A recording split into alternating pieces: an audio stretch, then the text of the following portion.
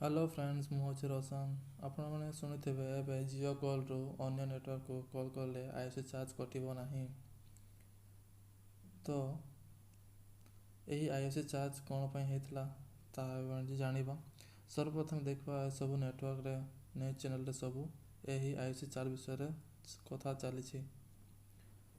ଏଇଟା ହେଉଛି the Indian ଏକ୍ସପ୍ରେସର ଆର୍ଟିକଲ, ଯେଉଁଥିରେ କୁହାଯାଇଛି।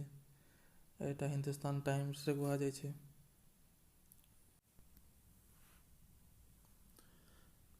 2017ରେ ଟ୍ରାଏ ଦ୍ୱାରା ଗୋଟିଏ ଆମେଣ୍ଡମେଣ୍ଟ ଅଣାଯାଇଥିଲା, ଯେଉଁଥିରେ କୁହାଯାଇଥିଲା କି ଆମେ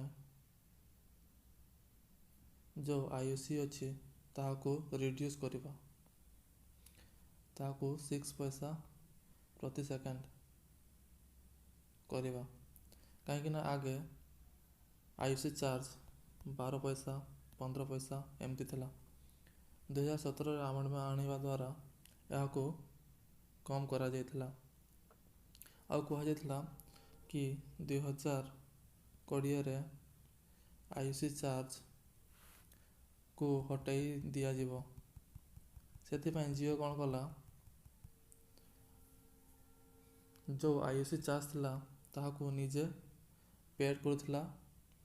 କାରଣ ଆଇୟୁସି ଚାର୍ଜ ଯେଉଁ ନେଟୱାର୍କରୁ ଅନ୍ୟ ନେଟୱାର୍କକୁ କଲ୍ ଯାଉଥିଲା ତାହା ସେହି ନେଟୱାର୍କକୁ ଦିଆଯାଉଥିଲା। ସେଥିପାଇଁ ଜିଓକୁ 13,500 କୋଟି ଆଇୟୁସି ଚାର୍ଜ ଅନ୍ୟ ନେଟୱାର୍କକୁ ଦେବାକୁ ପଡ଼ିଥିଲା। ତାପରେ 2019 ଆସିବା ପରେ ଟ୍ରାଏ କ'ଣ କଲା, ଏହି ଆଇୟୁସି ଚାର୍ଜକୁ 2021 ପର୍ଯ୍ୟନ୍ତ ବଢ଼ାଇ ଦେଲା। ସେଥିପାଇଁ 2020ରେ ଜିଓ ଆଇୟୁସି ଚାର୍ଜକୁ କଷ୍ଟମର ଏହି ଆଇୟୁସି ଚାର୍ଜ ଦେବାକୁ ବାଧ୍ୟ ବୋଲିକି ଘୋଷଣା କରିଦେଲା।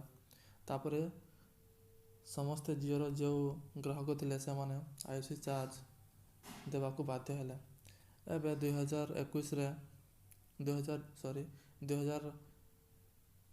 2020 ଡିସେମ୍ବରରେ ଟ୍ରାଏ କ'ଣ କଲା, ଏହି ଆଇୟୁସି ଚାର୍ଜକୁ 2021ରେ